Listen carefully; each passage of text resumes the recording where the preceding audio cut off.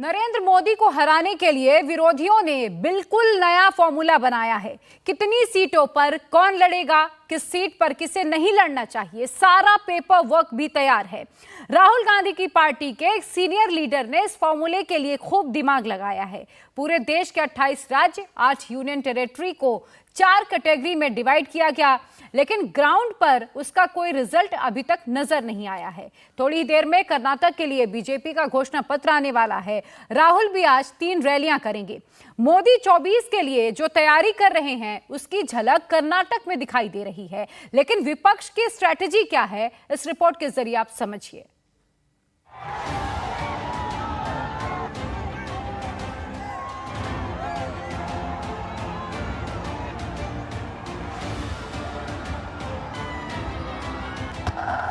मोदी को हराने का एक बिल्कुल नया फॉर्मूला मार्केट में लॉन्च हो गया है। इसमें पार्टी, सीट, रीजन और डिवीजन का पूरा कैलकुलेशन है। यह फॉर्मूला कितना सटीक है, कितना दमदार है, क्या आधार है, पॉइंट बाय पॉइंट समझें। देश के 28 राज्यों और 8 केंद्र शासित प्रदेशों को इस फॉर्मूले में 4 कैटेगरी में बांटा गया है। Category A, category B, category C और कैटेगरी डी। ए कैटेगरी में 20 राज्य हैं और 209 सीटें हैं। बी कैटेगरी में 6 राज्य हैं, 225 सीटें हैं। अभी सी और डी को कुछ देर के लिए छोड़ दें और सिर्फ ए और बी कैटेगरी को मिला दें तो कुल मिलाकर लोकसभा की 434 सीटें होती हैं। फॉर्मूला कहता है कि अगर ए और बी कैटेगरी पर फोकस कर लिया जाए तो मोदी को हराया जा सकता है। लेकिन सवाल यह है कि क्या यह इतना आसान है, और वो भी तब जब सामने नरेंद्र मोदी है। इनका सबसे बड़ा मुद्दा क्या है? चुनाव में कांग्रेस का सबसे बड़ा मुद्दा सांप है। सांप सांप के जहर का है। मेरी तुलना ये लोग सांप से कर रहे हैं और जनता से वोट मांग रहे हैं। लेकिन भाइयों बहनों, सांप तो भगवान शंकर के गले की शोभा है। और मेरे लिए देश की जनता ईश्वर का रूप है, शिव का ही स्वरूप है। इसलिए ईश्वर रूपी जनता के गले का सांप होना भी मुझे स्वीकार है। याद कीजिए, मोदी को हराने का एक फॉर्मूला ममता बनर्जी की पार्टी लेकर आई थी। अब दूसरा फॉर्मूला कांग्रेस लेकर आई है। कांग्रेस के एक सीनियर लीडर, जिनकी मैथमेटिक्स और इकोनॉमिक्स दोनों मजबूत हैं, उन्हें लगता है कि मोदी को तभी हराया जा सकता है जब कांग्रेस अपनी सीटें चुन ले और दूसरे विपक्षी दल अपनी सीटें चुन लें। इसके लिए चिदंबरम ने 4 कैटेगरी बनाई। ए कैटेगरी में उन 209 सीटों को रखा गया है जहां कांग्रेस अभी भी बीजेपी से लड़ने की पोजीशन में है। इसे देश के मानचित्र पर समझिए। मध्य प्रदेश, कर्नाटक, गुजरात, राजस्थान, केरल, असम, झारखंड, छत्तीसगढ़, अरुणाचल प्रदेश, हिमाचल प्रदेश, उत्तराखंड, हरियाणा, पंजाब, गोवा, चंडीगढ़, अंडमान निकोबार, पुडुचेरी, लक्षद्वीप, दमन एंड दीव और दादरा नागर हवेली। इन सभी को मिला दें तो 209 सीटें होती हैं। राजस्थान और छत्तीसगढ़ में कांग्रेस की सरकार है। कई जगह कांग्रेस अभी भी मजबूती से चुनाव लड़ती है। एक बार मेरे साथ कर्नाटका की, कर्नाटका की, कर्नाटका की। अब मुझे बताओ, फुल ट्रांसलेट। महंगाई कौन लाया? लूटा किसने? जीएसटी से आपकी कमर किसने तोड़ी? 40% सरकार किसकी है? किसको निकालोगे कर्नाटका से? किसको लाओगे? बोलो मेरे साथ, कांग्रेस आ रही है। याद रखो, युवा निधि योजना, गृह लक्ष्मी योजना, गृह ज्योति योजना, सब आपके लिए कांग्रेस लाएगी। अब बी कैटेगरी का हिसाब समझिए। इसमें उत्तर प्रदेश, पश्चिम बंगाल, बिहार, तमिलनाडु, तेलंगाना और दिल्ली को रखा गया है। सबको मिलाकर 225 सीटें हैं। यहां कांग्रेस कमजोर है, लेकिन समाजवादी पार्टी, आम आदमी पार्टी, तृणमूल कांग्रेस, नीतीश कुमार की पार्टी जेडीयू और स्टालिन जैसे लीडर्स और उनकी पार्टी 24 के चुनाव में मोदी को टक्कर दे सकते हैं। लेकिन मोदी तो कहते हैं कि उनके सामने जो भी आएगा क्लीन बोल्ड होगा। आज कांग्रेस और जेडीएस दोनों की नींद उड़ाने वाला है। कर्नाटका के विकास में ये दोनों पार्टियां ही सबसे बड़ा रोड़ा है, सबसे बड़ा अवरोध है।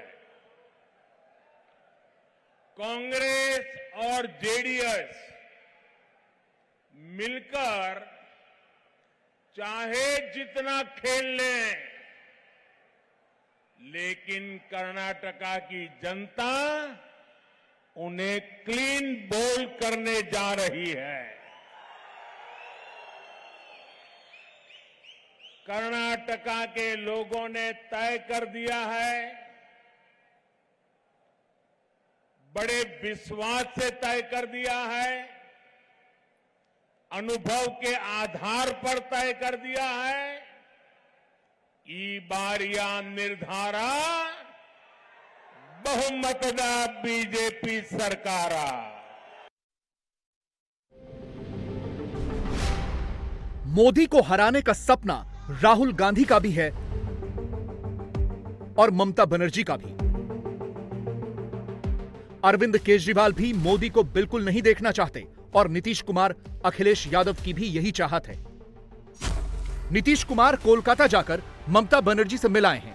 अरविंद केजरीवाल मुंबई जाकर उद्धव ठाकरे से मिल आए हैं। दिल्ली में राहुल गांधी और नीतीश कुमार की भी मीटिंग हो चुकी है और अखिलेश यादव भी ममता बनर्जी से मुलाकात कर चुके हैं। लेकिन अभी तक कोई फाइनल फॉर्मूला बन नहीं पाया। बातें खूब हुई, प्लानिंग भी खूब हुई, लेकिन एक प्लेटफॉर्म पर अब तक सारे नहीं आ पाए। मोदी को हराने के लिए नया फॉर्मूला देने वाले चिदंबरम को लगता है कि प्रॉब्लम यहीं पर है।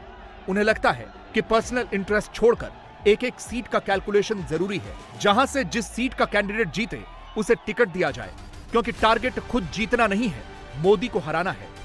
फर्क यहीं पर दिख जाता है। विपक्ष का टारगेट मोदी को हराना है, लेकिन मोदी का टारगेट कुछ और है।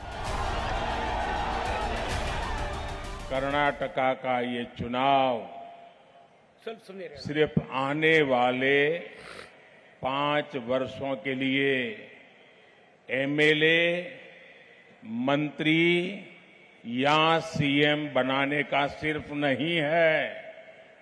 ये चुनाव आने वाले 25 सालों में विकसित भारत के रोड मैप की नींव को सशक्त करने का है। अस्थिर सरकार इस तरह के बड़े विजन पर कभी काम नहीं कर सकती। अस्थिर सरकारों का कितना नुकसान होता है, ये आपने देखा है। अस्थिर सरकारों की पहचान है जनता के हित वाले निर्णय में देरी करना और भ्रष्टाचार में उतनी ही तेजी करना। हमें कर्नाटका को अस्थिर सरकार से बचाना है। हमें कर्नाटक को कांग्रेस और जेडीएस के भ्रष्टाचारी शिकंजे से बचाना है। पॉलिटिक्स में कैलकुलेशन अच्छी बात है, लेकिन यह बात भी सच है कि सियासत में 2+2 हमेशा 4 नहीं होता। मोदी को अगर पेन कॉपी की मैथमेटिक्स से हराया जा सकता तो ममता दीदी बहुत पहले दिल्ली की कुर्सी की सबसे बड़ी दावेदार होती। कुछ दिन पहले ममता बनर्जी की पार्टी के नेता डेरेक ओब्रायन भी एक फॉर्मूला लेकर आए थे। वो फॉर्मूला कहता है, बीजेपी का मुकाबला जब भी किसी मजबूत रीजनल पार्टी से हुआ, बीजेपी का परफॉर्मेंस खराब रहा। पश्चिम बंगाल, हिमाचल प्रदेश, पंजाब, तमिलनाडु, केरल आंध्र प्रदेश और तेलंगाना के एग्जाम्पल दिए गए। डेरेक का कहना था कि राज्यों के नतीजों को अगर केंद्र में ट्रांसलेट कर दिया जाए तो बीजेपी को हराना कठिन नहीं है। बंगाल में ममता बनर्जी, महाराष्ट्र में उद्धव ठाकरे लीड करें, तमिलनाडु में स्टालिन, यूपी में अखिलेश यादव, राजस्थान, कर्नाटक, छत्तीसगढ़ और मध्य प्रदेश में राहुल गांधी मोर्चा संभालें। ऐसा करके मोदी को हराया जा सकता है। ममता बनर्जी की पार्टी को लगता है कि ऐसा हुआ तो मोदी के लिए 240 सीटें लाना मुश्किल हो जाएगा। अब नया फॉर्मूला चिदंबरम लेकर आए हैं, लेकिन ऐसे जोड़ घटाने को रिजल्ट में कन्वर्ट करना मुश्किल है। वजह साफ है, नरेंद्र मोदी के जितने भी सियासी दुश्मन हैं, सबका अपना अपना इंटरेस्ट है और अपनी अपनी पॉलिटिक्स है। इस सरकार ने जनता को लूटा है, जनता समझ रही है, देख रही है। हर स्तर पर लूटा है, हर स्तर पर धोखा दिया है। सर, जिस तरीके से बीजेपी ये भी कह रही है कि जिस तरीके से कांग्रेस गाली दे रही है मोदी जी को, देखिए इस चुनाव में मुद्दे क्या हैं, उससे ध्यान मत भटकाइए। मुद्दे महंगाई, बेरोजगारी, विकास नहीं हुआ है, लूटा गया है जनता को, यही मुद्दे हैं। अगर मोदी जी या बीजेपी के जो नेता हैं जनता का ध्यान कहीं और आकर्षित करना चाहते हैं, उसको भटकाना चाहते हैं, तो वो करें, हम नहीं करेंगे। हमारे लिए मुद्दे क्लियर हैं। ये चुनाव जनता के लिए है। जनता चुनती है कि उसकी सरकार कौन सी आएगी, कैसी आएगी, और जनता जानती है कि उसके साथ धोखा हुआ है, लूट हुई है और बदलाव चाहती है। मोदी को हराने वाले लेटेस्ट फॉर्मूले में तीसरी कैटेगरी और चौथी कैटेगरी क्या है, अब वो देखिए। सी कैटेगरी का मतलब है आंध्र प्रदेश, ओडिशा, मणिपुर, मेघालय, मिजोरम, नागालैंड और सिक्किम। यहां नवीन पटनायक जैसे लीडर्स का रोल इंपॉर्टेंट है, लेकिन कांग्रेस को लगता है कि विपक्ष को यहां से कुछ खास फायदा होने वाला नहीं है। अगर सीट कम पड़ी तो यहां की 53 में से ज्यादातर सीटें बीजेपी के फेवर में जाएंगी। डी कैटेगरी में 3 राज्यों को रखा गया है, महाराष्ट्र, त्रिपुरा और जम्मू कश्मीर। विपक्ष के लिए यहां कंफ्यूजन वाली स्थिति है। महाराष्ट्र के सबसे बड़े लीडर शरद पवार कह रहे हैं कि रोटी पलटने का वक्त आ गया है, उसमें अब देर करना ठीक नहीं है। अजीत पवार भी कह चुके हैं कि चीफ मिनिस्टर बनना किसे नहीं पसंद। अब जयंत पाटिल कह रहे हैं कि मुख्यमंत्री तो एनसीपी का ही होना चाहिए। मुझे लगता है कि महाराष्ट्र में अगला मुख्यमंत्री राष्ट्रवादी कांग्रेस पार्टी का होगा। अब ये सभी लोगों ने मान लिया है। हमारी पार्टी बहुत तेजी से आगे जा रही है और मुझे लगता है कि पवार साहब के नेतृत्व में राष्ट्रवादी कांग्रेस पार्टी भविष्य में महाराष्ट्र की सबसे बड़ी राजनीतिक पार्टी बनकर उभरेगी। भविष्य काळात सगळ्यात मोठा पक्ष म्हणून पुढे येईल। महाराष्ट्र में सबसे बड़ा सस्पेंस शरद पवार और उनकी पार्टी ने क्रिएट किया है। उद्धव ठाकरे और कांग्रेस दोनों उसे लेकर टेंशन में हैं। लेकिन कर्नाटक में बीजेपी के लिए सबसे बड़ा सस्पेंस है, इसीलिए बीजेपी वहां सारे फॉर्मूले अपना रही है। कांग्रेस भ्रष्टाचार में ही फलती फूलती है, इसलिए वो कभी भ्रष्टाचार के विरुद्ध कार्रवाई कर ही नहीं सकते। कांग्रेस ऐसी कोई योजना बना ही नहीं सकती जिसमें घोटाले ना हो। आज भी कांग्रेस के शाही परिवार, उसके करीबी लोग हजारों करोड़ के घोटाले में जमानत पर बाहर है। आप सोचिए, जो लोग करप्शन के आरोप में स्वयं जमानत पर बाहर है, वो आज कर्नाटक में आप करके उपदेश दे रहे हैं, जिसके शीर्ष नेता ही भ्रष्टाचार के आरोपों में गिरे हो, जिस शाही परिवार के सदस्य जमानत पर बाहर हो, वो कांग्रेस भ्रष्टाचारियों के विरुद्ध कार्रवाई नहीं कर सकती। कर्नाटक में कुछ इलाकों में बीजेपी के लिए बड़ा चैलेंज है, इसीलिए पार्टी के लीडर्स का डिप्लॉयमेंट भी उसी हिसाब से किया जा रहा है।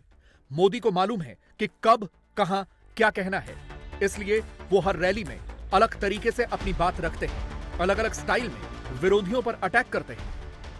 कर्नाटका को भारत का नंबर 1 राज्य बनाने का है। इंडिया टीवी हर वक्त हर जगह डाउनलोड करने के लिए सर्च करें India TV news Google play store या ऐप स्टोर पर।